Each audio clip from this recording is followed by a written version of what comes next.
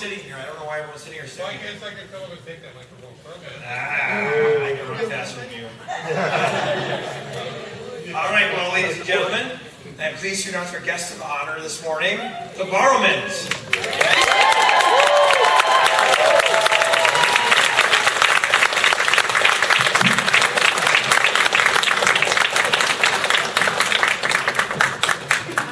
We're geeking out. I've got my backpack on. Could it be any bigger? I have my R2-D2 watch on. Which I bought for her. And she can't tell the time on it.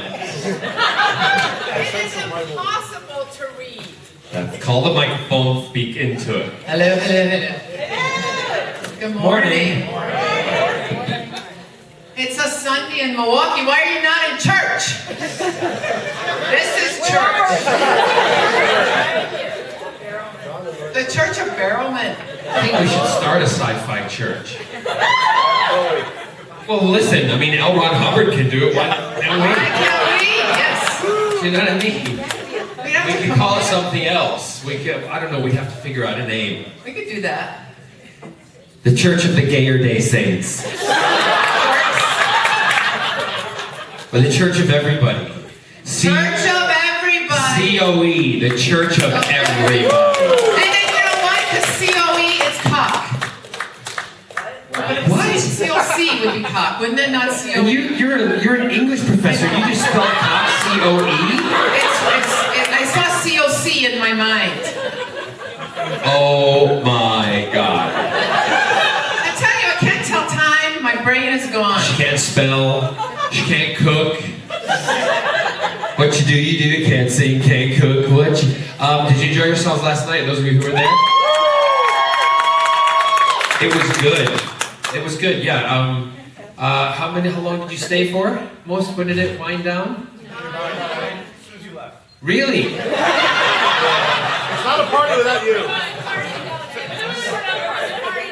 And then you went another one. Oh, okay, that's good. So what time? Sorry? That one went to 1.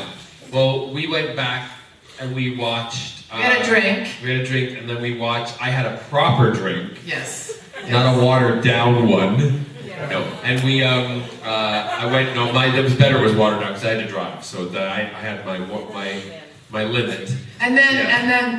my husband Kevin, who knows us both very, very well, had gelato Ready. for us. Big containers of it. Well, she ate the container. Not the actual container. I gave him some scoops of it, and then And the we watched rest. Saturday Night Live. Yeah, we Jim were a little. Carrey, and Yeah. it's like. What? Was it? What time? What? We were at the party. We were partying. I'm not on it anymore. I don't give a shit.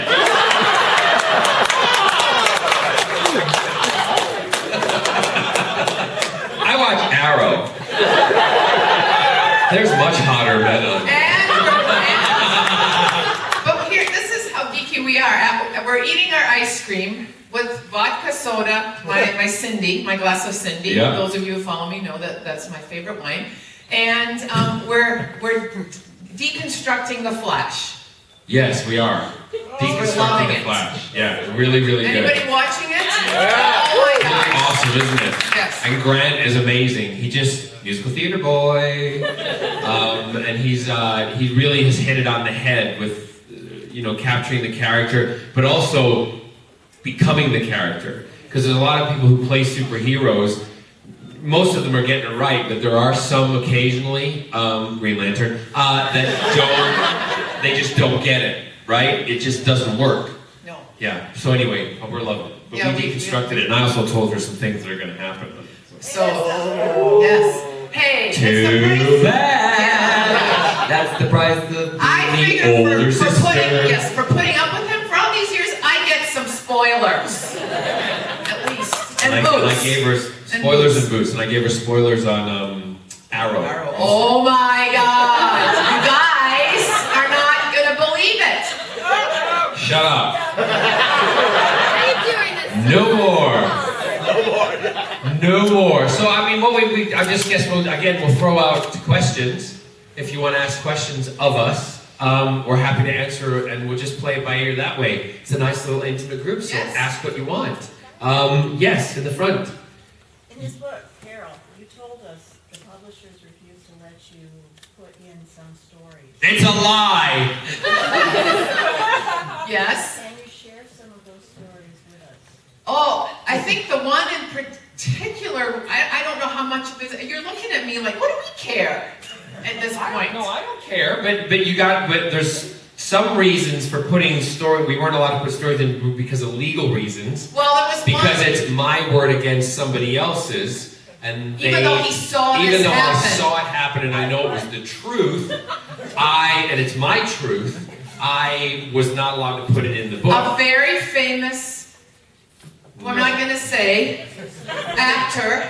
No, you can't. I'm not going to say who it is. No, put it this way: if you One read. in Canada leaping out of the hotel window and running and getting chased by the police and interrupting people's dinners. No, it wasn't him. He saw it. No. No, the lawyers wouldn't let us. Yo put no it in. do drugs. That was that. They wouldn't let us put that in. It was somebody that I worked with, and they did. They jumped out of like a 5th-story building and landed on a canopy and bounced onto the diner's tables below because he was getting out of the hotel room because there was drugs in the room and something else had happened. It was like there was a fight going on. They beat each other up, and he was fleeing the scene, and it was all I'll say is covered up. Yes. And that's all. So, So they wouldn't let us put stuff like that in. But then the other thing that we had an issue with, and I don't know how much. You're gonna get me in trouble. I know. Big sister, part of the job. Hello. But and that's all apparently. As long as I say that, we're fine. Allegedly. Allegedly that happened. The other thing was Claire, when she got really mad at the producer who told you that you had to Oh yeah. dumb down the gay. Dumb down the gay bit when he was on a show. on a show, and my daughter Claire was there. I'm He had like, to hold her back. She was like claws out, ready to go at this producer. and I said, don't you? I will do it. And I just said, wait a minute. You know, they said, well, we want you to play the kind of flirtation bit with the girls more. That gives you a hint to what the show was. And I said, well, hold on a minute. I can still be a gay man and flirt with women. Doesn't make a difference. I mean, because I said, but I'm not going to not say that I don't have a partner. At that time, Scott was not my husband yet. I said, but I don't have that, and I'm not going to do that. Why would I not say that? Why would I try to lead someone down the wrong path and let them think that I am, if they want to think of it, you know what I'm saying? Because a lot of you fancy the pants off me, but you can't touch it. I can't touch it. But You're free to touch mine anytime. But the fantasy is still there, right? That's the whole point. So, yeah, but anyway, I was like, I can't believe you just told me. So, what did I do? I was gayer than gay. And Claire was ready to kill the woman. Oh yeah. Oh, Claire was. Yeah, oh, it was a woman. Yes. Yes. Both of you are very prolific storytellers. Who was the influence in your life to bring you to this? I think our parents are big storytellers. He's going to say something really obnoxious. Oh, before I start. Wait, sorry. This is. We will come back to your answer in a minute. Anyone who's been at our panels, tangents are everything. I digress. We will be back. But, no. You tell I'll me. keep going. Our parents are big storytellers, and I think it's also partly the Scottish culture. We Scots like to tell stories. We lies every now and then, a fib or two, but White lie. White lies, but we do like to tell stories. And when we were growing up in Scotland, I've just gone into my Scottish accent for some bizarre reason. But when we were growing up in Scotland, and Barrowmans were big partiers. Our parents would have regular parties, often on the weekends, and kids were invited, and you always had to do a party piece. And unlike other members of my family, I don't have much of a singing voice. So I would Tone deaf. recite a little poem. I didn't know poems, so I'd just make things up and tell wee stories, and you know, you always got to remember, you've got some grey hairs, Mother. My mother has grey hairs. Mummy, you have grey hairs. Why do you have grey This is hairs? a famous one. It's because you're old. Mummy has dyed grey hairs, and now they are brown. But it was much more rhythmic. It was have some grey hairs. And then my brother, who is 5 years older than me, in between us from the back of the room, she's going, why does Mummy have grey hairs? Mummy's hair is brown. You say, check out our beauty. Sorry. You know what I'm saying anyway. But anyway, so we were always a family of kind of performers. My dad often would dress up in drag at these parties, and sometimes people didn't know that it was my dad. him. He sat down on one of the neighbors' Oh laps. my gosh, When we he first was- moved to America, there was a party, and he went upstairs because someone said go up and do the drag thing, and he came down with the wig on, and my dad Dad's got great legs. my dad was like All my the diamonds shape, have my great build, but a bit thinner when he was younger also, and he came down, he was all made up, and he looked like, you know, he looked like a pretty convincing woman. And he came down and he sat on top of this guy's lap and he's flirting with him. And actually his wife went over to my mother and she said, I don't know who that bitch is over there. Get her off of my husband's lap, because I'm gonna kill her. Seriously. Honest to God. And my mom went, Kay, it's John. She went, what? It's John. She went, I didn't know y'all were into that.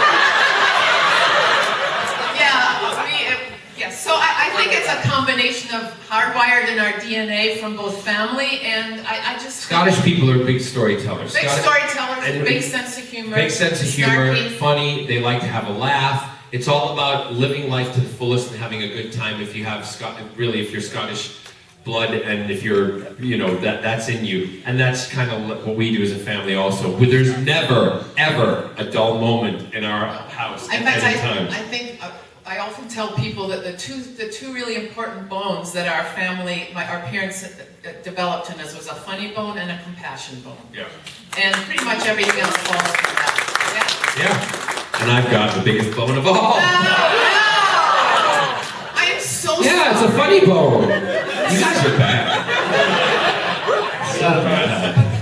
Listen, when we're driving in the car together anywhere, it's stories, and sometimes we are laughing But sometimes that's also how the things that we do come into fruition, because we'll be doing something stupid, or we'll be talking about stuff, we'll go, that's a really good idea. And so we were taping ourselves, because we frequently do this, because we know our memories aren't as good as they used to be. Speak for yourself. So What'd you say? So we'll put the iTalk or recorder on the phone, and we're driving. I was probably from London to Cardiff one time, and we're talking, we're laughing hysterically. We get back to the house, and we call Claire and Turner, and we're talking to them on the phone, and we said, "This is hilarious." We said we should just put this on YouTube or podcast it. And they both looked at us and said, "Sometimes you guys are funnier than you think. You're funnier, You think you're funnier than you really are. And I was like, okay. No Christmas presents for you then. But we think it would be pretty funny to put some of that stuff out there. We have it all from all the recordings from both books, Anything Goes and I Am What I Am. We kept all the voice notes and stuff of the stories I sent to her to tell her, and then vice versa, us both together talking about stuff to rekindle all the memories. I have all the recordings. Because sometimes he, as much as we talk to each other about a lot of things, he'd sometimes say, I don't really remember this. right, that too. Or he'd be in London and I'd be in Milwaukee, and he'd say, I'm going to tell this story, but I'm going to tell it right now, and I don't want you to know that you're listening right at the moment, because it's kind of what I would call an EU story. Yeah, so I'd be telling her something intimate. And I'm like, I'm saying this now, but I don't want you to comment on it for 5 days.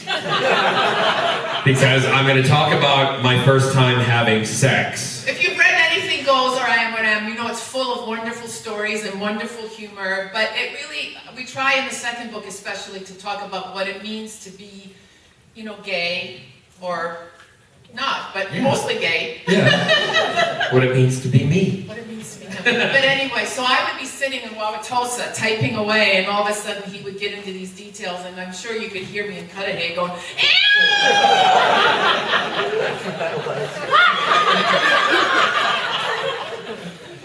Yes. I just wanted to say thank you for doing all of these genre things. There's still, I think, a stigma towards some actors doing things that are in science fiction because they feel it's somehow lesser drama. And I think it's wonderful to see you doing so much, good actors doing roles that are in like comic book and in sci-fi and horror and stuff. They're just really awesome actors too. Well, there's a lot of them who are doing it. You've got like Robert Downey Jr. and you have Hugh Jackman doing stuff, and we've got good ones. But I do think you're right. But the one thing I say to those ones who are like, I'm not going to do that.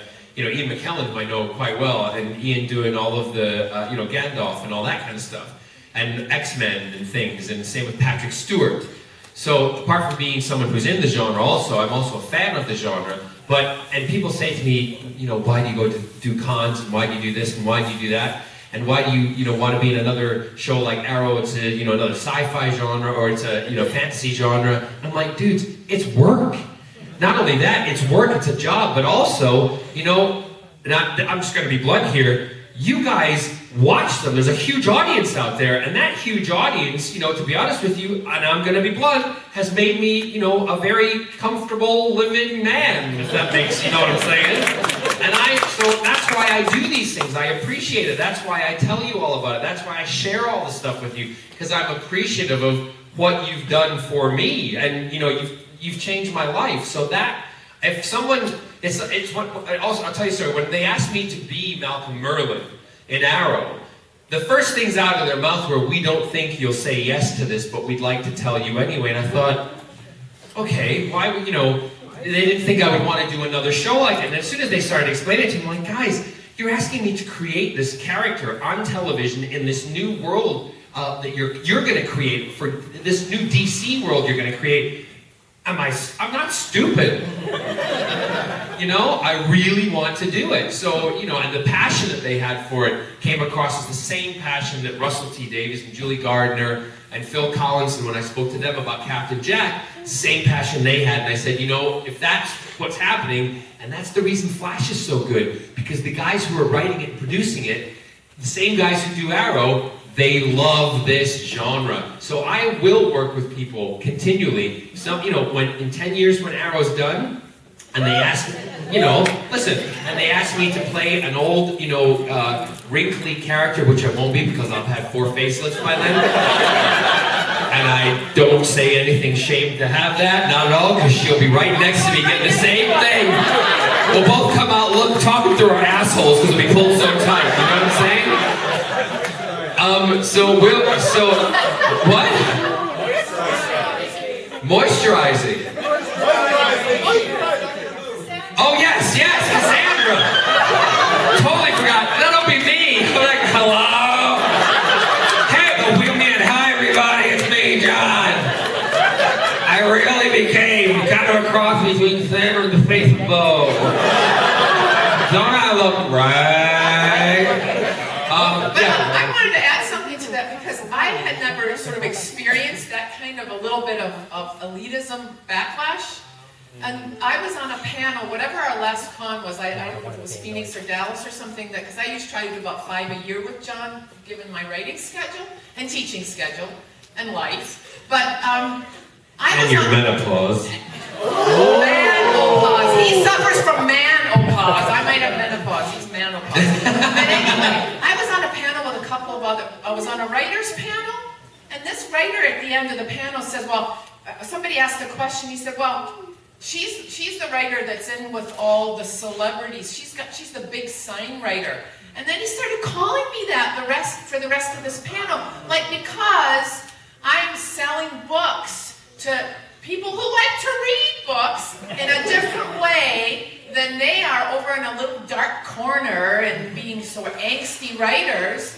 And, I Did you say something to him? Yes, at one point I called him out and said, "Excuse me, do you have a problem that I'm marketing myself in my books and then he just kind of backed off. But it's the first time You know, I I've always call people on that Oh stuff. yeah, but it was the first time I experienced that somehow, because I'm not only writing in this genre, and then he said, but you're a professor of English, like somehow I shouldn't be in this popular culture. And really, that was the first time I've experienced that. It pissed me off. And that's when you said, yeah, and you're an asshole. Yes, and you can call me professor from now on.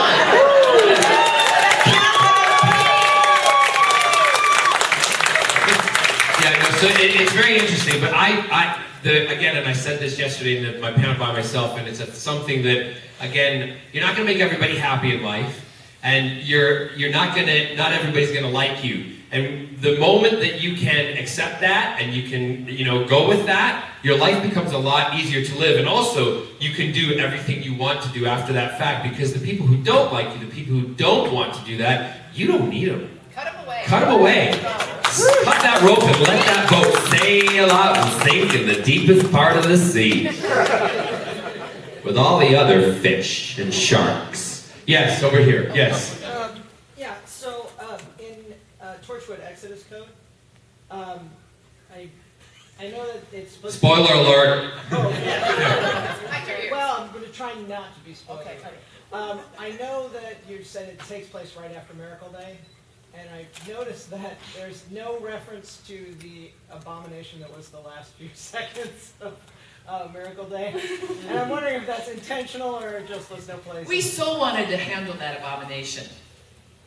I have to be very careful. You can be very careful. I don't have to be quite so careful. We really, really had a wonderful scene written that would have, I think, done respect. Because I actually, hate me if you want, but I liked Miracle Day. I really did. And, I did too, I was in it. And I was happy the Torchwood was being made. That was really mostly why I enjoyed it. But anyway, we had a really nice scene that we had worked out very, very carefully, because we had, Russell, everybody was on board with Exodus Code. So it's part of the Torchwood canon, and that was wonderful. But they really said to us, you cannot touch that particular point. And we had to pull it out, and so the scenes with that character kind of Went away. Well, one stayed, but then we kind of had to ignore. See, I think, personally, this is me personally, this is not talking about anything that happened, this is not anybody said this was the way, but this is what I think. They did that so that they could start something new with that other person to move on in another direction and let all of us go. But thank God it didn't work. It And didn't. if you have not read Exodus Code, Boswell Books is going to be at our booth, and they're selling the paperback, and we love it if you support Milwaukee's, one of its last remaining independent bookstores. They are selling the books for us. They're right next to us, and come and buy the books. And if you haven't read Exodus Code, it's Jack's story following Miracle Day, and it's And when you get to the end, Awesome. it's awesome. and when you get to the end, if you miss really what has happened, a lot of people had to go back and reread it. Go back and reread it. It's worth it. It's worth the bang. Because when we were proofing it, Carole said, you got to read this and da-da-da. I got to it, and I was like, what? How did you get that in? Unbelievable. That's all I'll say. Oh, lots of hands. Now, sorry, because I don't want to jump over. I mean, you know what I mean. I wouldn't stop you. Somehow I already got that. When it came time to do Malcolm Merlin on Arrow, I mean, how much preparation, research for the role did you do? I know that the writers are making our adaptations. It's always a little or significantly different from the comic books. Mm-hmm. Did you have to do some reading? Did you do any research? I- What about physical training? Physical training, I didn't have to do much of anything, really. It's a lazy bum. Anyway. The thing with Malcolm, I knew of that world somewhat because I am a fan of DC Comics. I'm a fan of Marvel, and again, I've got the DC Comic encyclopedia on one side of the bed, and I've got the Marvel Comic encyclopedia on the other side of the bed. Whichever way I want to go on a Friday night, I flip over to that side. Get it? Scott's on one side. Scott, you're gonna be Superman this tonight, and I am gonna go be. Well, let's be Batman, the Super. You know what I'm saying?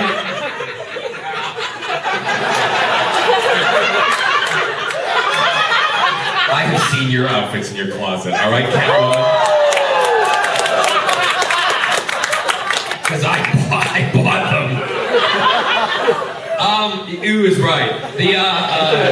So the kind of, for me, I don't think of myself, this is gonna sound really weird, I am not one of those, I call it a wanky actor, okay? Hold back. No, but I, my motivation and the total building of the characterization of going for the flow, from the morning when I wake up, I make sure that I eat the Cheerios and I get this. No, I get up in the morning, I do all my stuff, but I always put a bit of my personality, I put me in the situation, if that makes sense. What would I be like in that situation? Because I'm a nice guy, but I got a mean streak. I don't use it very often, but if I have a mean streak, what would I do in that situation? And that's kind of what I do. So I've learned that in television, I put a lot of my personality into the character. That's what you guys connect with. And one of the things that you've connected with Malcolm Merlyn, even though a lot of people don't like him, they're like, we hate him, but he's really good, we want more. And you know why? Because at the end of everything, I just do a little bit of a smile and a twinkle in my eye. Because he really, and that's me enjoying what I'm doing, but it's also Malcolm enjoying being a jerk. And so there's that kind of thing, but it's not very difficult for me. It's weird for me to talk about it as like someone looking from the outside in. My acting teacher, Andy Barnacle, always said to me, he said, you're like a sponge. You will go and soak up what someone's given to you, and you'll squeeze it all back out at them. And that's what it's like. It's like... Usually with that big farting sound. Yeah. I've done theater, I've heard the same thing. Yeah, and it's also like a tennis game. If someone hits you the ball, you hit it back. And volley games are I don't know what's funny about that. Volley games are fun, but as soon as the ball starts getting whacked at you harder and you're doing all the different stuff, that's when the game gets more exciting. And that's the kind of tennis game visually in your head as an actor you want to play with the other character. You want to spar off them like that. So that's how I approach it. It's not difficult for me. Let's take somebody over this Yeah. side. The bear, you've had that up. Oh, she's got a book out. Oh, Jesus. No, I turned into a nervous wreck. I don't have it written down. My best friend from high school, she's like a big sister to me. She has quick plants. So I was talking with her, then she knew I was coming, and she wanted me to say thank you for taking part in going deaf for a day. Yeah, no problem. I wanted to say thank you for doing the ALS Ice Bucket Challenge. I lost my grandfather in 01 to ALS. Awesome. Well, you're welcome. I was late in the day in doing it, but we had fun doing it. Scott enjoyed it too, even though he was half naked. And the jockstrap that he wore was an actual Marine, a Marine's jockstrap that a Marine And gave to I don't us. know for what this is worth. You already have a little bit of a sense of our family, but the idea for the jockstrap with Scott came from my husband. Yeah. Because I'm not going to sit in a jockstrap. I'm going to leave stuff to the imagination. I'll wait to do that on camera at some point. But Scott, yeah, that was good. And then the one that I did with Emmeline Colton. That was hysterical because we took that second bucket. They had no clue that was coming. And it's great to see their faces. That the first bucket goes and they're trying to be all cool about it, like, hey, a little bit of bucket. No, I just gotta dump the second one. It was a trash bucket of water. Colton's face was like, the best. Can we put a little plug in for our Hollow Earth series too, though? It has our children's our middle grade, upper middle grade. They keep telling us that we have to say it's upper middle grade because it's a little more sophisticated than lower middle grade, whatever that means. But we have a character in that book Who's deaf. And he was really the first character we came up with. And those of you who have read at least the first book in the series, he's really the one that kind of saves the day at the end. Was also the one who communicates the most. And the communicates best between the two of them. So thank you for that little end there. We'd be happy to, and that book will also be on sale. She's one of those marketing authors. Yeah, one of those banner ones. But the one thing I'll say about the going down, I don't mean this in a bad way, but I don't really know what it's like to be deaf. Even though I was deaf for a day, I could still hear a small amount of stuff.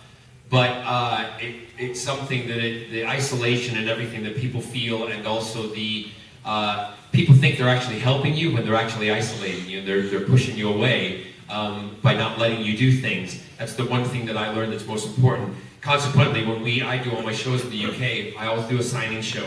And one of the best shows that we have that I love doing in Christmas is when we do pantomime. We have the signer, and I involve her in everything. I will go to her, I will dance with her, I'll pull her in the middle of a scene and have her sign it, and then I'll do some stupid things like just dumb stuff, making fart noises. She has to do it. And I'm like, what was that? And it's a lot of fun. So I appreciate that everyone liked that I did it. Someone in the back. Yes, lady with baby. It's more of a comment, and I want to say thank you, because you're actually helping to inspire the next generation of writers, both sci-fi and whatever genre they want to go into, because I see in the room mainly adults, but my kids were excited to come and see you. I mean, thank you.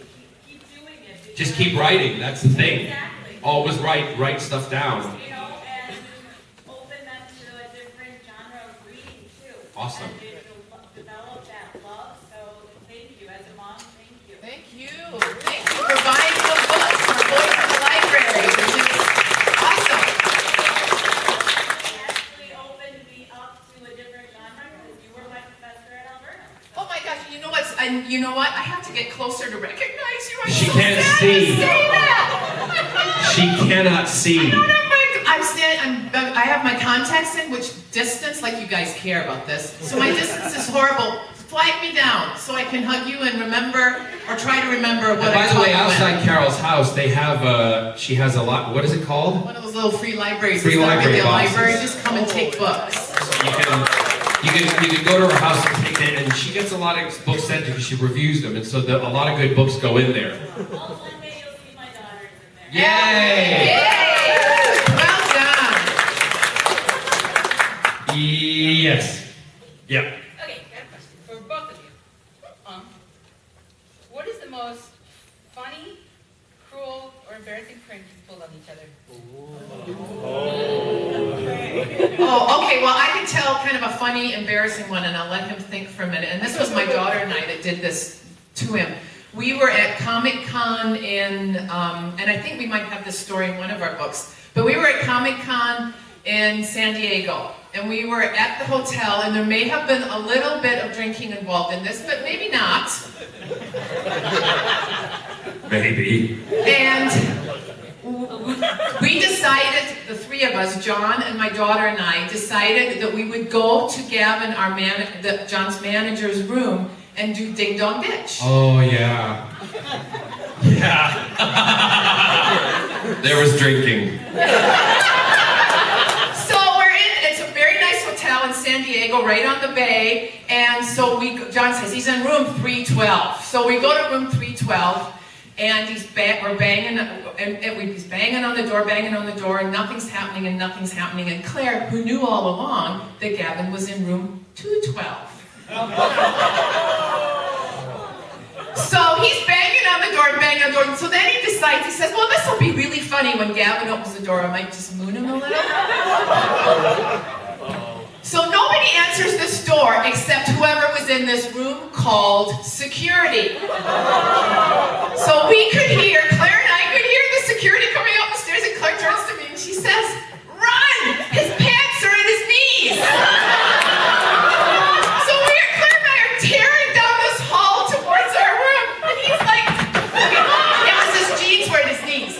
He had his underwear still on. No, my underwear was half Well, I was down. going to save you a little obnoxious. So he's keep the front up and the back down, so if the person did come out the door, they would see the ass and I'm trying to run away. And when I see these two running, I'm thinking, they're up to something, they've done something. So I start trying to run and can't. What do? I fall. He wipes out straight down the carpet. Rugburn. Yeah, that was evil. And then Claire and I get to our room first. Lock the door. Leave him outside. And Scott's in the room next door. We have one of those rooms, and Scott, of course, had gone to bed, completely ignoring all of us, which he often does. And he's banging on Scott's door like, oh, let me in, because the security are coming, right? Scott finally opens the door and What? Let me in! Why are your pants down? It's not your lucky night, let me in! Yeah, that was awful. And so, I don't know, funny ones or awful? I've done the best. One of the good ones. We were in Wales, and it was my mom and Carole and my dad, myself and Scott. And again, Scott had gone to bed. And it was after midnight. We'd all been up being silly or talking, and it was a summer night. we actually hadn't been drinking this time. We were watching some kind of Horror movie. I think it was Freaks. That's a whole nother. It was there's an old movie original? from the 30s and 40s called Freaks, and again, Yes, one of us. Oh God. and it was they turned her into a duck. I love it. But the thing was, I wanted to see it because someone said you have to see this movie, and they made it as they thought was being something to get more respect for people in freak shows at the time, but really you look at it and it's really not. It's horrible, but it's a real, if you haven't seen it, it's one of those must-see movies, but know when you're gonna see it, it's gonna freak you out just a little bit, okay? Mimi, don't watch it, you won't like it. I've seen it. So we've been done watching this movie, and I said I was going to go check on Scott, make sure he was okay. And so I went into the other room, and I then went to the front of the house where we have all the power boxes. And I went to the house, and I just went, and everything went black. And we have a house by the sea in Cardiff. So when you're by the sea and there's no street lights, and by the beach, all you have is like the moon, if there is a moon, and it is pitch black. So my mum and I are sitting on the couch. The main dad and him are going. I'm in my Scottish accent because my mum turns to me and she says, "That wee bugger, he's turned out the power." So my eyes have adjusted, but they haven't, because in the main room it's all really brightly lit, and I can see them, because then I go into my front closet and I take out, God knows why I have these, my infrared. Seriously, totally serious. Infrared, because I'm like, I'm gonna see And these he's things. on the ground. And I'm on the ground crawling. And they're literally holding hands, my mom and Carole, freaking out, but walking right next to me. And I can see them. And I can see, I can just see them going, where is he? I know he's there. He's somewhere. And I go, I know, but I don't want to find him because he's just going to freak us out. And I'm on the ground going. And you know where we went? You'll love this. My mum and I went into the big bathtub. Well, because in the main guest bathroom, it's in the middle of the house, and the bathtub is at the back end of the wall, so you can see, and there's no windows. There's a big window next to it, but you can then see what's coming at you. And if it was a psycho serial killer, you could break the window, because we have a big statue of Caesar. You could throw Caesar through the window and get out. Because now, I thought about this. Well, and so my mum and I are like, we've seen these movies. Let's find a place where there's only one way in, and we can watch for them. And so we're backed up in the bathtub. The two of us are holding the statue of Caesar. And here's me coming into the bathroom. Because he comes in right behind us before we even close the freaking door.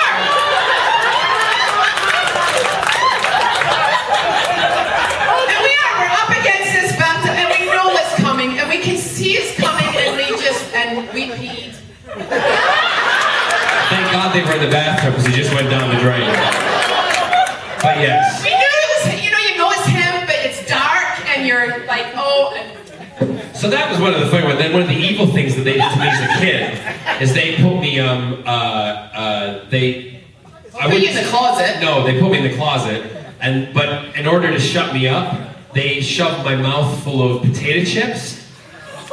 He was like 7 months, couldn't hardly chew him, almost killed him. Almost killed me. And then and what they did, they filled me with potato chips, and then another time you put me on a swing, and you were swinging me, and I wouldn't shut up, because they used to have to, like, when my parents would go out, my mom would be like, just make sure the baby, and the days when you could, kids would be left at home, no worry. This is why you worry. Andrew and Carol, my brother and sister, pushing me on the swing, pushing me, so I won't shut up. And my brother just went, oh, shut up, and pushed me, and I flew off the swing and went, right on the ground and cut my lip, right? And, mangled my thing. So you know what a mouth wound looks like. A mouth wound on a kid, right? Bleeds a lot and swells up. So my mom and dad came home, and what happened to the baby? He got to eating chips. And he fell, and my mom's like, chips did not, crisps, chips did not lacerate his mouth. I didn't do it, Mom. So as often happened in our childhood, we blamed Andrew, our middle brother, and he got punished. It's true.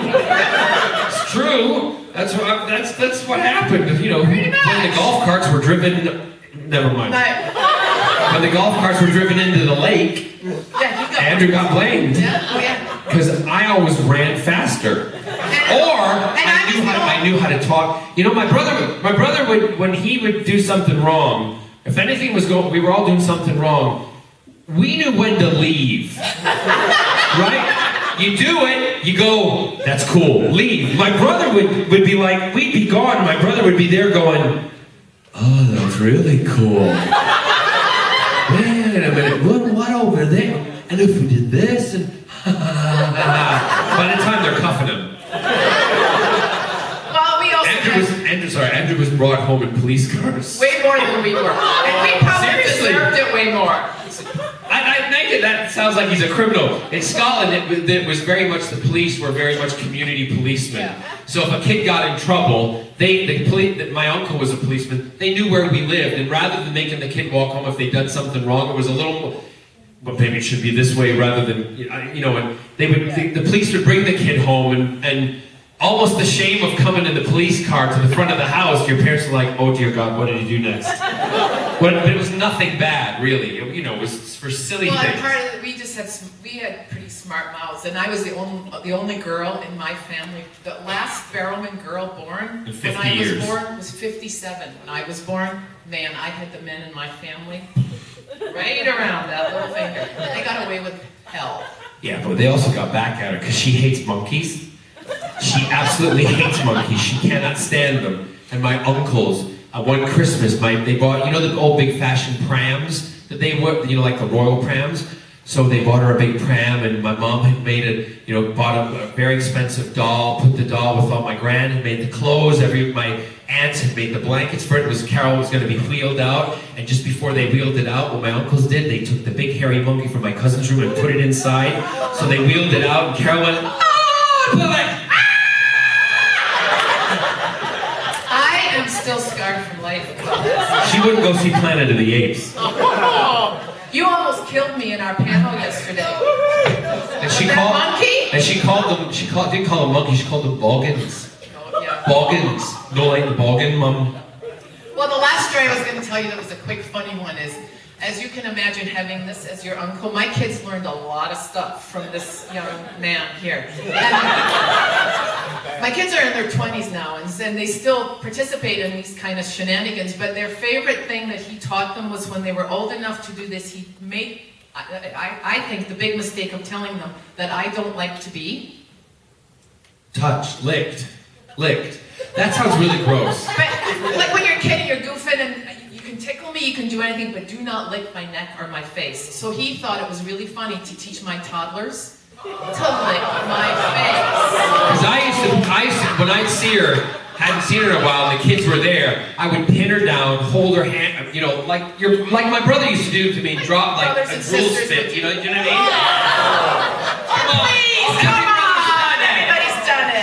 Every brother's done it to a brother or a sister, whatever. Some of us are only children. Oh, only child, well then you don't know what you're missing. But, so I used to pin her down, and rather than doing the drool, I just used to go like, and lick her face, particularly after you've had cheese. Our first thing in the morning. So he would get my kids and they would come in and Kevin would like get out of the room. And then they would pin me down and then Claire and Turner would be like Just licking her face. And I would, in my head I'd be going, this is gonna need therapy in 20 years. Because this is kind of wrong, but it's really fun. And you think that's what they still do it. When we are together at Christmas, it's the highlight of everyone. And so I spend a lot of the first few hours just thinking, get it over with, because I know She'll it's say, fun. and if we have company, it's really weird to watch their faces, because she'll walk in the room and go, okay, get it over with, lick me. And my neighbors in Palm Springs were like this, did she really say that? It's a very liberal household, that Barrowman household. It's funny because my neighborhood where we live in Palm Mostly Springs, gay. mostly gay. There's only 2 straight people in the whole street are my mom and dad, and they live with us. But it's like a gay Knots Landing. I love it. The whole street, every house, and the cul-de-sac, everybody, it's either gay or lesbian. We should make a show about that. I want to do it. That would be awesome. Totally. Yeah, let's do that. We can call it PS Colony. See, that's how ideas are born, and you were here. PS Colony. See that. Let's make it. Yeah, okay. Questions. That was way Because long. we got some characters in our. Yes. I'll tell you. When you posted the John's toys, Oh, yes. that was funny. What toys?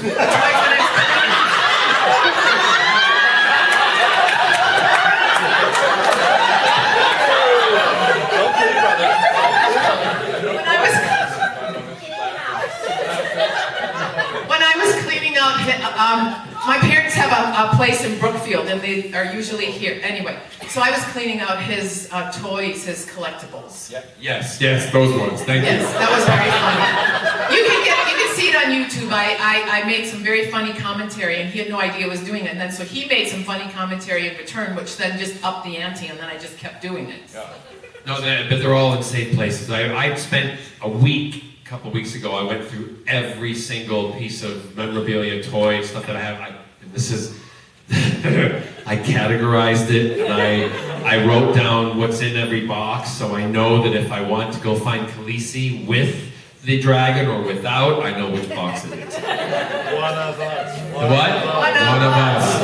Yeah, that movie's in a safe, because see, at night, sometimes people can come alive. That's another story. That's another story. Yeah. Did you have a question with that, or just a comment? Mostly a comment. Okay, good. Anyone else? Yeah. Yes, sir. I know you're an educator and a writer, and you're an actor and a writer. What influences your writing besides your family? We both read a lot. Yeah. And I tell this to my writing students all the time, that if you want to be a writer, you better be a reader. If you're not reading, your writing is going to suffer for that. You have to read and read a lot. And Jonathan Green, who wrote A Fault in Our Stars, he uses the phrase, and I love this, it's the only apprenticeship that writers really have, is to be readers. And we owe that of each other to do that. And so we were voracious readers as kids, and he benefited from the fact that his big sister was a voracious reader, because then I passed down all my books to him, and Read it. It's good. yeah, just like that. I don't want to read another Nancy Drew mystery. Enid Blyton. It would be Enid It Blyton, was yes. Enid. So we are just voracious readers, and we still read. He doesn't get to read as much now that he probably would like to, but I read But I also 4 or have to 5 say, books a week. it's Sometimes very more. lovely you're calling me a writer, but she does all the writing. I don't do the writing. She's the writer. She does all the hard work. We're together. It's a true collaboration. Storytellers, ideas, you know, all that kind of stuff coming up, but I physically cannot, I'm not, that's not me. I can't do that. He does So a lot of she things does, well, but he doesn't write. She does that. That's where it's a great collaboration.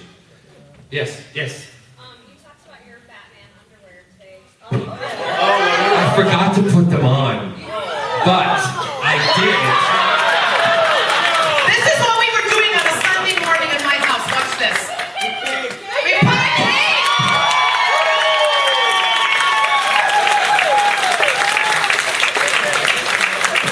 So we did do it. I just, when we got here, I went, did a little shopping, and then we were ready to come right in. I'm like, I didn't put the underwear on, but I did, so no, I did do it. Look, I even stapled the goddamn thing together.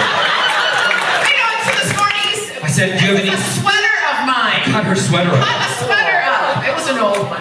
I said, look, do you have anything I can stitch this together? And she went, no, and then Kevin went, I got a stapler. I'm like, give me the stapler. And then Carol says to me, yeah, this will be fun. Remember Turner stapled licorice to his hand? My nephew, I'm like, yeah. We're big on staplers. That was the moment we thought there was something wrong with him. Nope, he's a Barrowman. Okay, this is a really funny story. He came downstairs. Not only did he staple his finger to a piece of licorice, really, seriously, he was probably 6, right? He comes downstairs screaming, I cut my finger! So there's like Dexter blood splatter all over the hallway and all down the stairs. She just left it there. It's still there to this day. I know they want us to wrap up soon. Do we have to right away? No. No, okay. Anyway, next question in the back. I'll get to you, don't worry.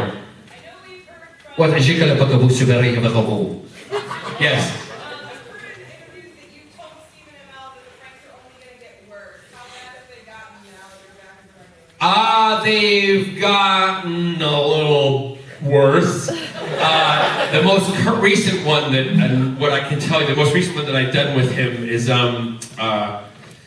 we were filming a sequence in a square. That's all I can say, and we were talking.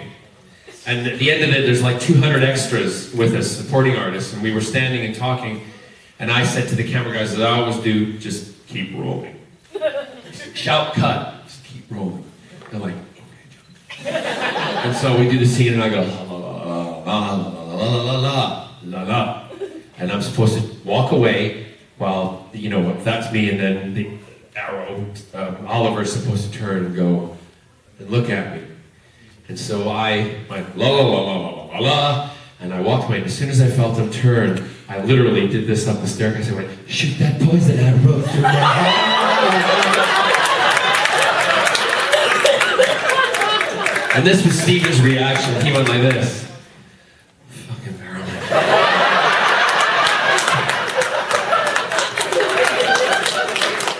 And then the other night, this wasn't really a bad one, but we're doing a scene. Willa and I are doing a scene. And again, we're talking. And I just kept doing it. I kept doing this to her. And she looked at me, Mom, and she went, would you stop it? She said, I will kill you if you keep doing that. She said, how am I supposed to do this if you're going? I went, I just feel like doing it to you. And she's like, well, don't! How about 2 more questions? Yeah? A couple more? Yeah. Yeah. I haven't read your autobiography, but how did you guys come to be in Wisconsin and like live in Wisconsin? We're actually aliens. Aliens. And you know there's a lot of aliens land in Wisconsin and take people up and all that kind of stuff. That's us! Aside from that. All right, here's how we ended up in Wisconsin. When we were moved here to from Scotland, we went to Illinois.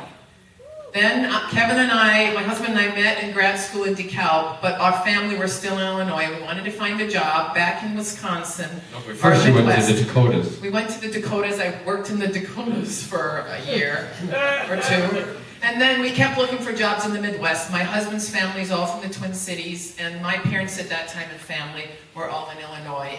And Alverno had a job opening for a historian and an English professor, and so we applied for the job there, and this is our 27th year at the college. And And so when my parents retired, I bought a condo up here, and I said to my parents, "You guys go. You can live in that, so they can be near my sister. And then when we all come back, we're all in one place. And then when I say come back, I mean come back from the dead. Then, you know, in Palm Springs, they spend the winters in Palm Springs with Scott and I, or if we're in London, they travel. So basically, my parents are homeless. And they just go around place to place, wherever. And my mother's got the same amount of shoes in every freaking house. And my dad will be like, "Do you need more shoes?" And she's like, "No, but I don't have that pair in that house, so I need to take that there." That's exactly right. It's not about needs. You don't have to tell me that. I got more shoes than you can understand. My dad's like, "How many?" I mean, I've got closets full of shoes in every house too. It's a sickness. It is. And it's a good sickness. I'm not going to admit that. Yes. Writing questions. In All Earth, is there a rule to transcribe the Scottish accent when you write it? Because in my language we don't do it. We just mentioned that the character has an accent, but I know that it's actually transcribed. So is there a rule to do it?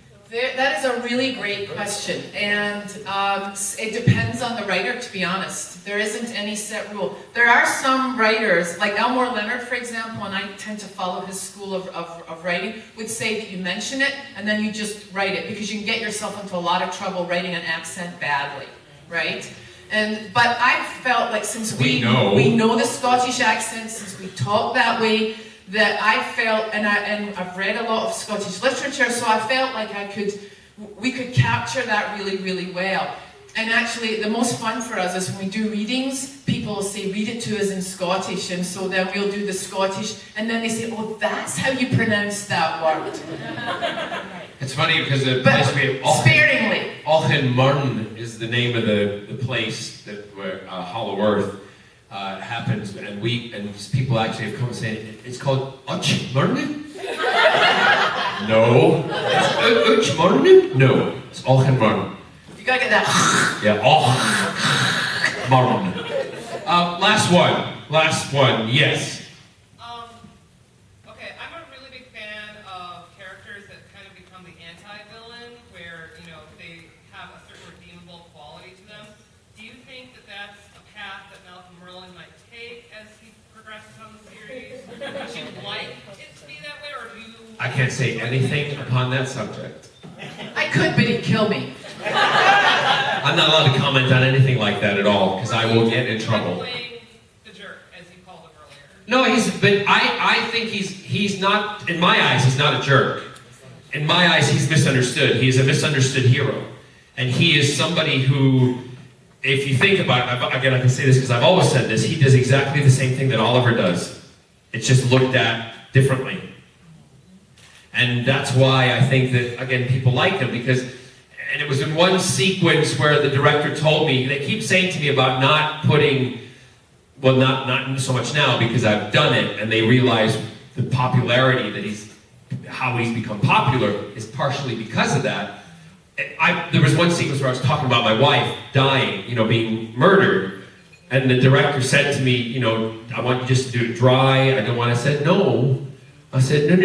You just make sure the camera's pointing in the right place. You let me do what I'm supposed to do. And I'm going to just let one little, or even, I can't remember if it was a tear or if my eyes welled up. But I was looking in a window and he was shooting me through the window.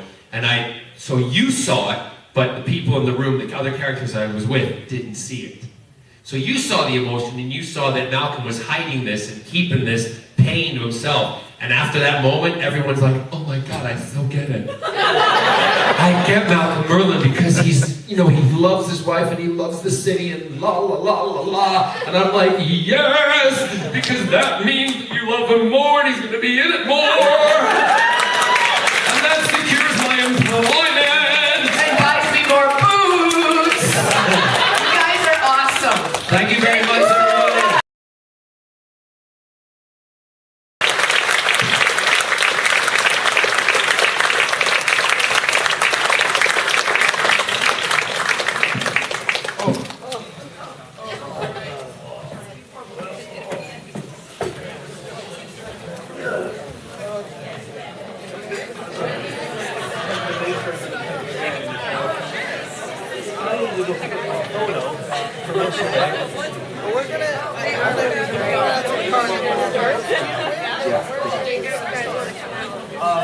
first one, well, the first one,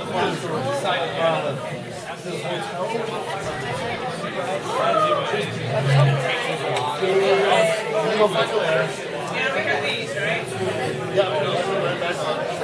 the powers are very low. I didn't even try to. Power is low, and signals are weird. So, Well, I've been getting text of this. okay.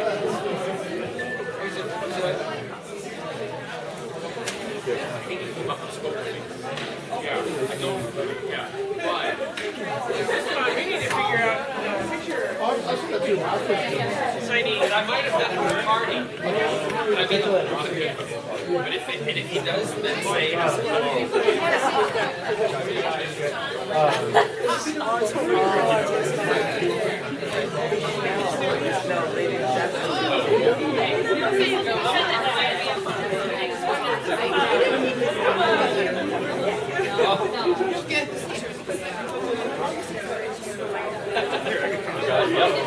licking his biscuit. No, we're not going Okay. to.